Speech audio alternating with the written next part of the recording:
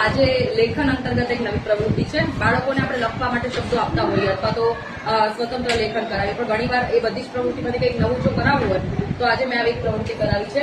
તો એમાં આપણે કોઈ પણ એક અક્ષર આપી દેવાનો અને એ અક્ષર આવતો હોય એવા શબ્દો જાતે વિચારીને લખે. જેમ કે કા તો કાગડો, બટાકા, એવા 30 શબ્દો લખવાના.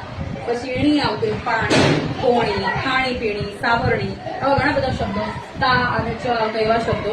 તો આજે મેં આવી પ્રવૃત્તિ વર્ગમાં આપી દીધી. બાળકો ખૂબ સરસ આમ વિચારીને લખે છે અને એમને ખરેખર મજા આવે એવી પ્રવૃત્તિ છે.